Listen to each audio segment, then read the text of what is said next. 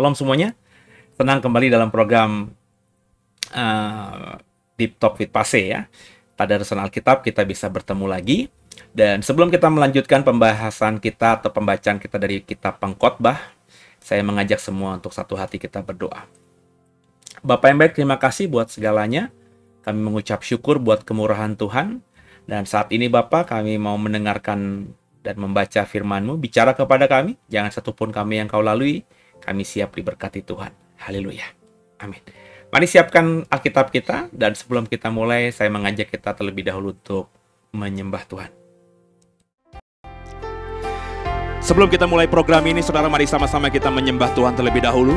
Siapkan hatimu, siapkan pikiranmu, sama-sama dalam roh kita memuji menyembah Tuhan. Musim akan selalu berganti, kasih Tuhan tetap abadi, tak akan berubah sampai selamanya. Ku tetap percaya, haleluya. Ku yakin Tuhan memberkati, ku yakin Tuhan melindungi. Burung di udara Tuhan pelihara karena kasih-Nya. Tuhan selalu menolongku, selalu menjagaku. Sehelai di rambutku tak akan terjatuh tanpa seizin-Mu. Tuhan selalu menolongku, selalu menjagaku. Dia mengenyangkanku dan peliharaku seumur hidupku. Mari terus saudara dalam pujian penyembahan kita kepada Tuhan. Dengan roh-Mu mari sama-sama kita kembali memuji menyembah Tuhan. Musim akan selalu berganti. Musim akan selalu berganti, kasih Tuhan tetap abadi,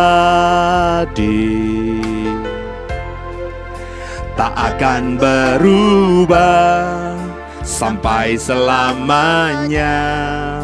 Ku tetap percaya, haleluya. Ku yakin Tuhan memberkati, ku yakin Tuhan melindungi. Burung di udara Tuhan pelihara karena kasih-Nya. Tuhan selalu menolongku, selalu menjagaku.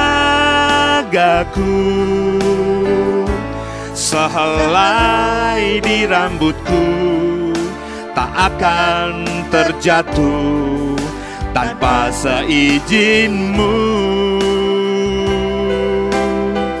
Tuhan selalu menolongku, selalu menjagaku. Dia mengenyangkanku dan peliharaku seumur hidupku. Tuhan selalu menolongku, selalu menjagaku. sehelai di rambutku tak akan terjatuh tanpa seizin-Mu. Tuhan selalu menolongku, selalu menjagaku. Dia mengenyangkanku dan peliharaku seumur hidupku. Mari sama-sama kita menyembah Tuhan. Haleluya. Terpujilah nama-Mu Tuhan. Kami sembah, kami agungkan Kau Tuhan. Haleluya.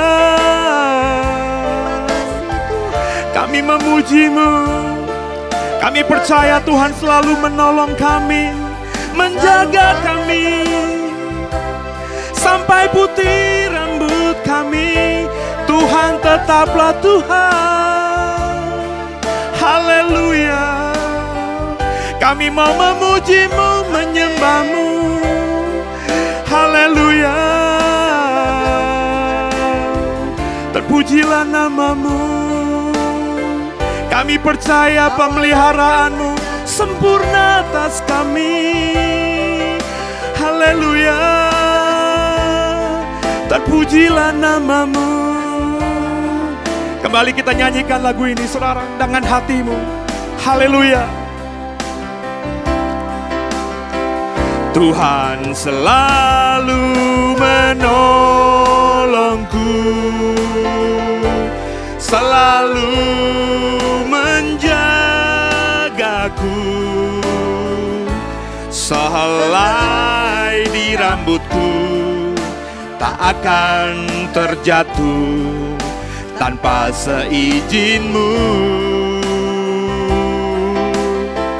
Tuhan selalu menolongku, selalu menjagaku. Dia mengenyangkanku dan peliharaku seumur hidupku. Dia mengenyangkanku dan peliharaku seumur hidupku. Dia mengenyangkanku dan peliharaku. Haleluya. Seumur hidupku. Terpujilah nama Tuhan. Haleluya.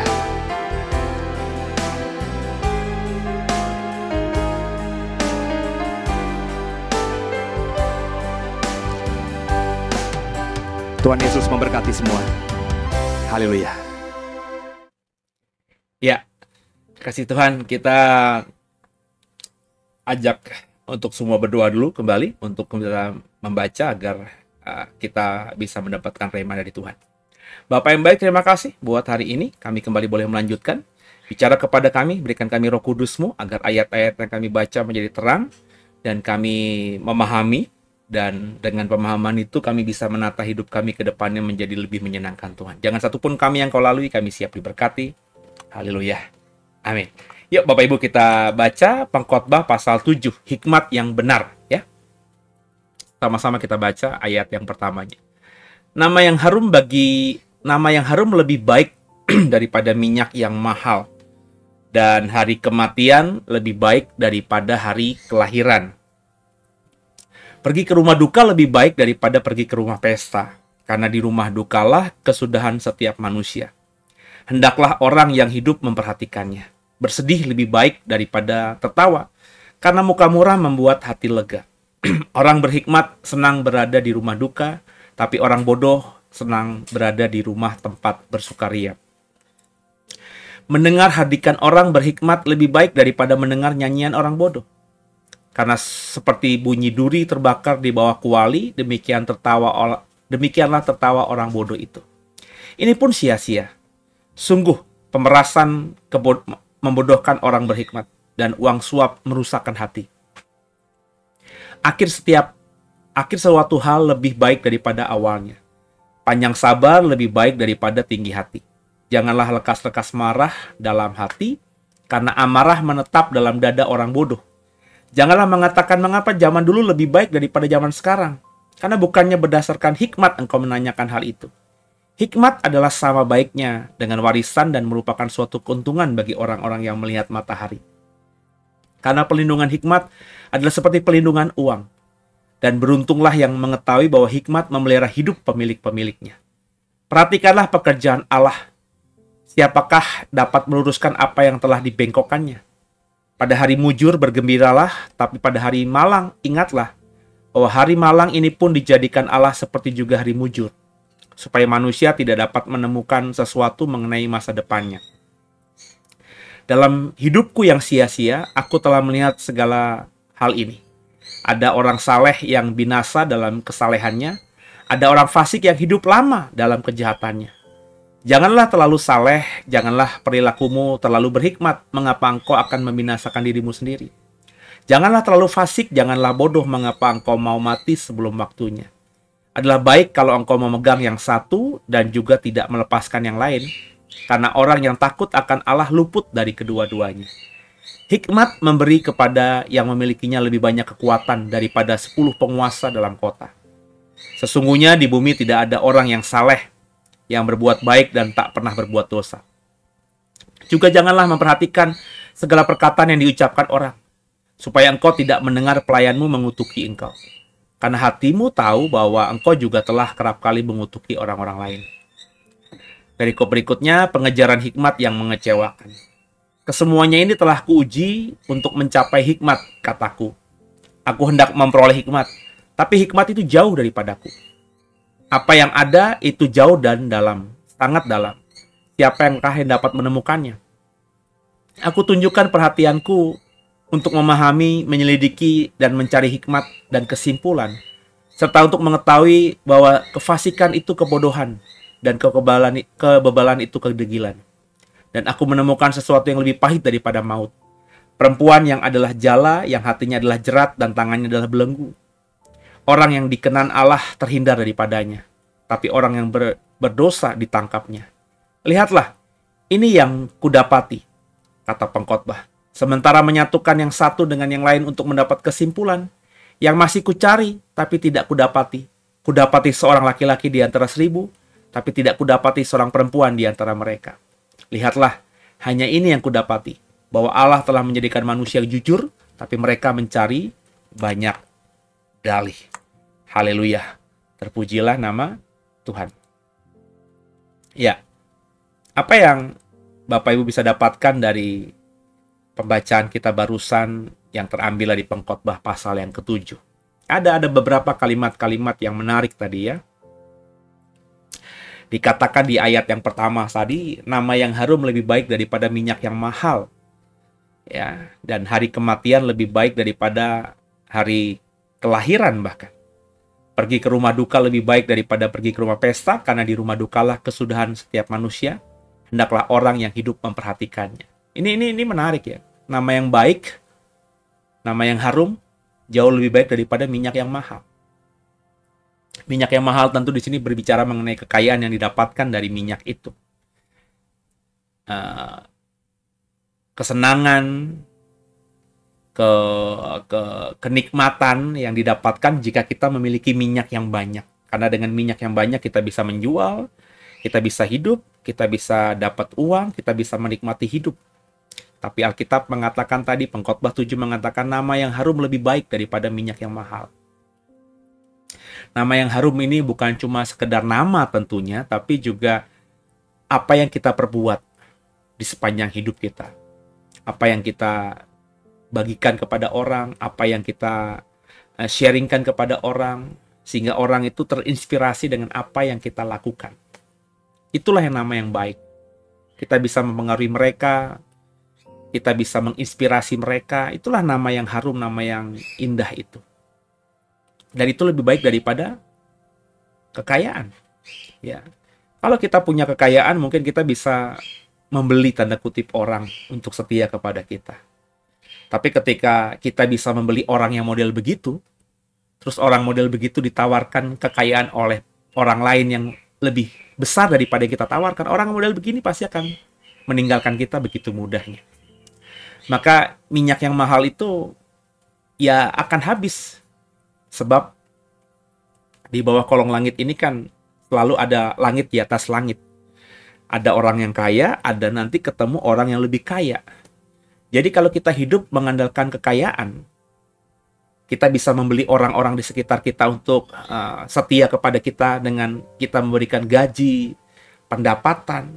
Ada waktunya nanti, ya. Mereka akan tinggalkan kita ketika mereka mendapatkan tawaran yang lebih baik. Itu kan dunia seperti itu. Berapa banyak saya sering mendengar orang yang misalnya punya usaha gitu kecewa karena ketika usahanya mulai besar, pegawai-pegawai yang diajarnya dari nol itu meninggalkan, ya. Ya, karena mereka merasa sudah bisa buat sendiri, mereka bikin usaha sendiri. Ya, saya sering bertemu dengan misalnya orang yang menjual bakmi, menjual bakso, menjual makanan-makanan itu yang mereka itu dulunya ikut orang, ya, dari nggak ngerti apa-apa, ya, dan dapat ilmunya mereka usaha sendiri, kan bagus ya. Itu kan mereka berarti mau membuat hidup mereka jauh lebih baik dengan punya usaha sendiri daripada ikut orang. Tapi kita lupa, kita harus melihat juga sisi orang yang mengajari dia selama ini. Kan bikin bakmi meskipun tampaknya mudah kan, kalau orang nggak ngerti apa-apa, orang harus ikut dulu kan. Ada ramuan-ramuan di situ, ada cara juga di situ, ya. Kita bisa beli bakmi mentah itu di pasar, tapi bakmi yang enak untuk dijadikan mie ayam kan juga sulit. Kita bisa beli daging ayam di mana-mana, tapi membeli daging ayam dengan harga yang bagus dan mengolahnya itu juga kan butuh waktu dan butuh pengalaman. Nah, ada orang yang sudah mendidik orang begitu luar biasanya, menguasai ini, kemudian ketika sudah menguasai dia ditinggalkan, kan kasihan. jadi itu kata kata pengkhotbah 7 tadi, nama yang harum lebih baik daripada minyak yang mahal. Ya, kita nggak bisa merasa bahwa orang akan hidup bergantung pada kita, ya. Selama masih ada hukum pasar, ya, hukum ekonomi, ya, maka orang-orang yang tampaknya setia kepada kita hari ini nanti akan meninggalkan kita. Dalam pelayanan juga begitu. Ya, saya sudah menyaksikan sendiri, punya pengalaman sendiri bagaimana orang-orang yang bukan saya sombong, saya didik nggak ngerti apa-apa, karena tim pelayanan The Way dulu nggak ada yang sudah melayani, ya. Hampir semuanya tidak melayani, gitu ya. Mereka nggak ngerti apa-apa, nggak tahu pelayanan, ya. Bahkan beberapa mereka ya baru ya bertobat belum lama, ya. Ilmu Kristennya juga, ilmu teologianya masih cetek sekali. Terus saya ajar semuanya, saya bagikan semuanya, ya. Merasa dia sudah punya, ya mereka gampang sekali gitu meninggalkan saya, gitu ya. Kalau saya sih santai aja, karena saya punya prinsip domba itu punya Tuhan. Ya, tapi kan nggak semua rekan-rekan gembala yang lain punya perasaan seperti itu. Dan saya dapat curhatan banyak dari mereka soal hal ini, gitu ya. Dan ya intinya nama yang harum lebih baik, ya. Karena apa yang kita miliki ini nanti pasti ada orang lain yang lebih memilikinya lebih lagi daripada kita. Tapi kalau nama harum, kita berbuat baik, kita nothing tulus, ya ada waktunya nanti, ya. Ketika kita butuh sesuatu, semua orang akan support kita, akan bantu, paling tidak akan backup kita dari belakang, gitu ya.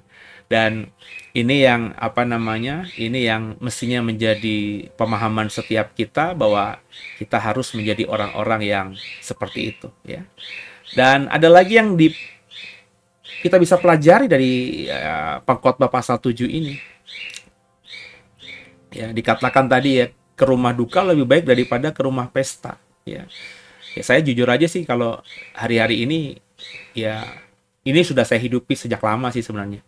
Sejak saya merasa terpanggil di usia 27 tahun, saya sudah berkomitmen untuk lebih melayani Tuhan, ya. Sehingga hampir kurang lebih 20-an tahun saya benar-benar melayani Tuhan atau fokus sama Tuhan.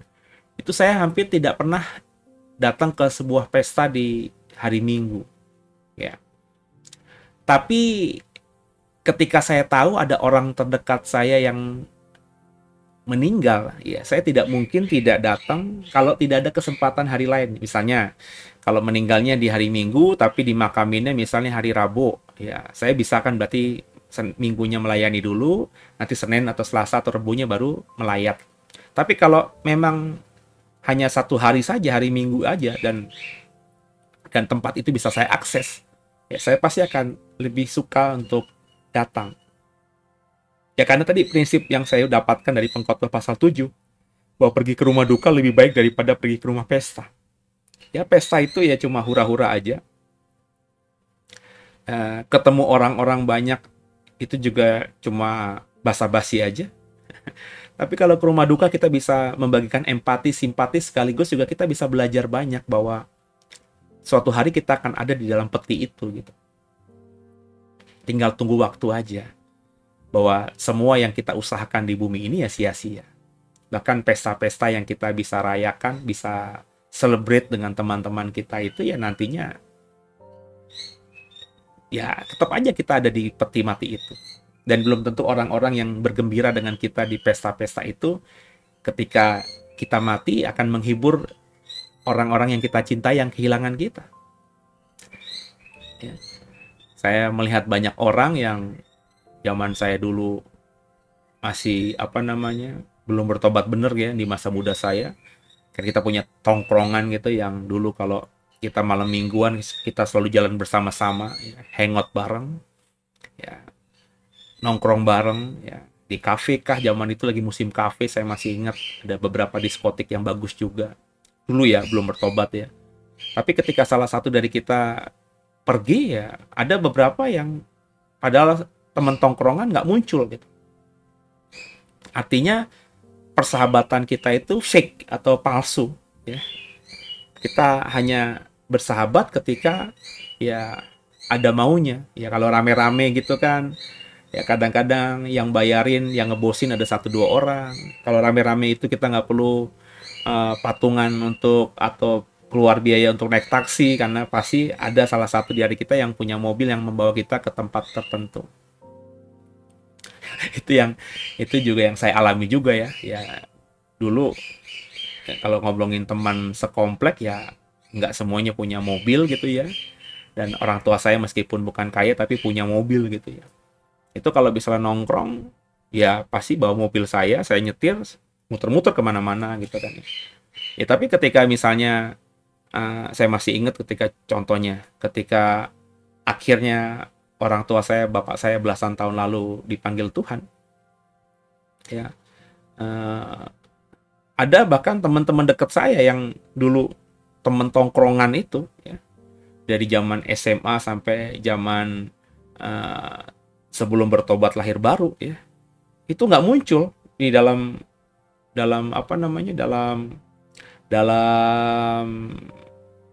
di rumah saya gitu ya. Nggak muncul mukanya, saya baru ingat-ingat, ya kenapa dia nggak ada gitu ya. Kecuali dia sudah misalnya tinggal di luar komplek ya. Kayak contoh saya nih kan sudah tidak lagi tinggal di rumah saya kecil, rumah orang tua saya. Sehingga kadang ada beberapa tetangga yang meninggal yang saya tidak dapat beritanya. Zaman masih ada ibu saya dulu, nggak langsung diinformasikan ke saya. Jadi ketika saya datang seminggu sekali misalnya sebelum ibu saya sakit ya ke rumah, itu saya baru dapat kabar, oh si om ini meninggal kemarin, si teman mainan saya meninggal kemarin, kenapa nggak dikasih tahu ke saya bu gitu. Iya lupa gitu ya. Nah kalau itu wajar ya, tapi kalau di kompleks saya itu mau yang muslim kah, yang Kristen kah, kalau meninggal tuh biasanya ada remaja masjid atau remaja komplek yang akan ke masjid minta izin untuk memakai toaknya untuk disampaikan bahwa ada warga di komplek itu yang meninggal gitu kan. Kalau misalnya muslim biasanya Assalamualaikum, inna ilahi wa inna ilaihi rajiun, kalau lebih begitu. Tapi kalau Kristen tidak, berita duka gitu kan, kalimatnya begitu ya. Jadi nggak mungkin dia tidak tahu bapak saya meninggal gitu. Dan bendera kuning itu kan pasti ada di depan komplek ya, terus juga di depan gang. Dan rumahnya teman-teman saya ini rata-rata gangnya bagian belakang. Jadi kalau mau keluar komplek pasti lewatin gang saya. Pasti tahu lah ada bendera kuning dan di gang saya itu nggak banyak rumah gitu ya. Jadi pasti bisa nebak itu kalau ada taruh pada tenda ya, di depan rumah itu rumahnya siapa ya. Pasti tahu lah ya. Tapi nggak datang. Ya itu ya tadi yang saya bilang tadi dalam ayat-ayat ini saya mengerti kenapa Salomo berkata demikian. Ya, ya. Dan memahami ini ya saya lebih memilih untuk tadi ya selalu ke rumah duka. Ya, bahkan sekarang ini kalau jemaat bukan jemaat saya ya, bukan jemaat The Way ya, tapi ada keluarganya, orang tuanya gitu yang meninggal gitu. Dan itu bisa saya akses ya. Jangankan meninggal, sakit aja, padahal bukan jemaat kita ya, cuma anak atau mantunya yang jemaat kita. Tapi kalau saya tahu informasinya, saya berusaha kalau bisa diakses ya deket-deket sini. Ya kecuali kalau misalnya tinggalnya di Bekasi sana ya, tinggalnya di Bogor ya, saya butuh waktu ya karena jujur aja kalau misalnya apa namanya ya meninggal ya tentu harus saya siapkan waktu. Tapi kalau misalnya orang tuanya yang sakit ya saya coba cari waktu bisa tidak atau saya telepon via telepon. Ada juga beberapa pekerja kita yang tinggal di luar kota gitu ya. Di daerah Bekasi itu kan juga luar kota. Bekasi itu kan Jawa Barat. Sedangkan saya tinggal di Provinsi Banten ya. Untuk dari Banten ke Bekasi itu butuh perjalanan yang cukup panjang. Ya. Kalau saya lihat ya sakitnya ya kita tidak bilang sakit besar, sakit kecil, sakit parah, sakit tidak, nggak parah ya. Tapi kalau sakitnya masih bisa dalam logika saya gitu ya, saya pasti akan doakan. Ya. Tapi kalau sakitnya mengkhawatirkan, ya butuh dukungan spiritual dari pendetanya gitu ya, saya pasti akan hadir. Gitu. Saya pasti akan datang. Jadi hikmat yang benar itu memang ya nggak bisa didapatkan dari apapun. Ya, kecuali tadi ya, kecuali kita dekat dengan Tuhan, memintanya kepada Tuhan, sehingga hal-hal tadi itu kita bisa clear melihatnya. Bayangin kalimat dalam ayat 3 tadi, bersedih lebih baik daripada tertawa. Ada kalimat begitu, bersedih lebih baik daripada tertawa. Karena tertawa itu bisa dibuat, Bapak Ibu.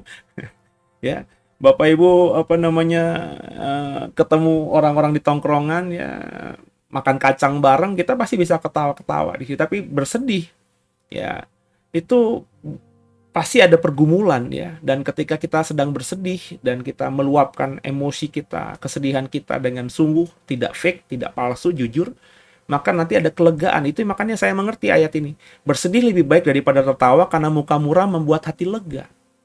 Ya. Maka saya menghargai kalau Bapak Ibu semua saudara sedang ada tekanan terus ambil waktu untuk me time begitu ya. Untuk bersedih, saya hargai kalau ada orang mau konseling kepada saya dan dia emosional ya, mengeluarkan tangisan, air mata. Itu saya malah justru melihat orang seperti ini orang yang akan nanti memperoleh hati yang lega. Sometimes mereka konseling minta waktu saya berjam-jam, itu nggak butuh apa-apa. Ya, saya pernah melayani orang konseling janjian kebetulan karena memang jemaat. Kalau jemaat saya akan usahakan sungguh saudara untuk konseling gitu ya, karena ya mereka sudah berkomitmen menjadi bagian dari keluarga. Kalau mereka butuh sesuatu, masakan kita tidak memberikan waktu kita ya, dalam beberapa waktu yang dimintakan dan saya siapkan untuk konseling itu, ini cuma cerita aja dia ya. Cuma cerita panjang. Saya biasa kalau konseling saya diem aja gitu ya, kecuali nanti selesai dia bicara, nggak ada lagi yang dia mau bicarakan, terus butuh masukan ya saya akan berikan pertanyaan mungkin, kemudian juga nasihat mungkin. Ya tapi orang ini ketika bertemu saya, habis saya doa bersama ya, sebelum konseling kan saya berdoa. Dia ngobrol, cerita sambil kadang-kadang nangis, terus tertawa, emosional gitu ya, dilepaskan emosinya gitu. Dan ketika 2 jaman dia habis ngomong panjang lebar kemana-mana, dia mungkin ngerasa lega karena selama ini dia nggak bisa keluarkan itu. Dan ketika dia selesai, dia cuma bilang, akhirnya lega Pak, saya bisa keluarkan. Makasih, saya sudah bisa. Tiba-tiba dia ngomong sendiri, saya bisa lebih melihat dengan jernih karena ya rupanya dia dapat hikmat sendiri dari cerita gitu. Dia nggak perlu nasihat saya, dia ngerti apa yang harus dia kerjakan. Dan dia karena dia mengerti, saya cuma kasih 1-2 ayat yang menguatkan dia, beberapa nasihat bijaksana sederhana yang saya bagikan kepada dia tanpa mendalami lagi, tumpangi tangan, doakan dia pulang dengan sukacita dan selesai masalahnya dia. Sometimes orang itu untuk apa membuat hatinya lega tuh butuh untuk bersedih. Dan waktu bersedih itu kadang-kadang di zaman modern, di dunia yang cepat ini, yang butuh waktu untuk bekerja agar bisa hidup ini sesuatu yang mahal. Bener ya Bapak Ibu ya? Kadang kita ada tekanan di rumah tangga, nggak bisa kita bagikan, nggak bisa kita keluarkan, harus masuk dalam rutinitas pekerjaan. Ditambah lagi di kerjaan, ada tumpukan pekerjaan, ada mungkin marah makian dari atasan, kita mau keluarin nggak bisa, pulang kerja sudah malam, sampai ke rumah lihat apa namanya anak-anak semua lagi bermain gitu, kita nggak bisa sharing sama siapa-siapa, ngobrol sama istri juga nggak bisa karena waktu untuk anak-anak itu bagi kita prioritas juga. Terus 1 jam 2 jam ngobrol sama anak-anak, anak-anak tidur, istri juga sudah capek karena ngurus sepanjang hari pekerjaan rumah tangga, dan akhirnya si sang suami yang sedang dalam tekanan ya cuma bisa tidur saja. Tidur tidak menyelesaikan, mungkin dia bisa tidur tapi tidurnya nggak nyenyak, dan besok pagi dia kembali lagi akumulasi. Makanya hal-hal seperti ini itu terjadi ya. Di Singapura angka kematian bunuh diri tinggi, di Jepang juga demikian. Apakah mereka yang bunuh diri itu bersedih hati? Enggak. Mereka tuh depresi. Depresi itu bagi saya salah satunya ya, yang saya pahami dalam pengalaman saya. Itu terjadi karena nggak bisa melepaskan kesedihan. Mereka depresi karena mereka nggak tahu bagaimana menyalurkan rasa sedihnya dia, rasa dukanya dia, emosionalnya nggak bisa dilepaskan. Maka karena tekanan-tekanan itu dia akhirnya depresi dan nggak bisa berpikir panjang, dia bunuh diri. Makanya kalau Bapak Ibu punya dan menyayangi orang-orang terdekatmu ya, yang dalam tekanan-tekanan pekerjaan dan apapun, rumah tangga mungkin, hubungan berpacaran mungkin ya, kalau itu anak-anak muda, coba kalau kita sayang sama dia, kita tahu ada masalahnya dia, ya kita ajak ngobrol, bukan kita yang ngobrol, kita dengerin aja dia ngobrol. Ya. Kadang ketika dia sudah selesaikan unek-uneknya dan ada orang yang kasih perhatian untuk mendengarkan dia tanpa menghakimi dan menyalah-nyalahkan gitu ya, dia sudah lega dan dia pasti akan berterima kasih dan depresinya hilang. Orang yang bunuh diri itu orang yang tidak punya teman atau tidak punya waktu untuk bersedih. Ya. Jadi bagi saya sepakat dengan apa yang dikatakan Salomo bahwa bersedih lebih baik daripada tertawa. Tertawa itu mudah. Bapak Ibu tinggal nonton aja, misalnya Lapor Pak. Ya, ada si Andre, ada Surya, ada Wendy, ada Kiki ya. Itu mereka bercanda di YouTube kan ada ya, saya nggak pernah lagi nonton TV. Itu bisa kita tertawa-tawa, tapi ya cuma sebatas itu. Nggak menjadi selesai gitu masalah kita. Tapi kalau kita bersedih, kita menangis gitu ya, kita mengeluarkan semua tekanan batin kita, itu plongnya beda daripada tertawa. Ya, percayalah, karena saya pernah mengalami juga. Makanya saya ketika dalam tekanan, saya ambil waktu untuk retreat, meskipun nggak harus ke puncak, ya mundur aja. Sometimes misalnya kalau habis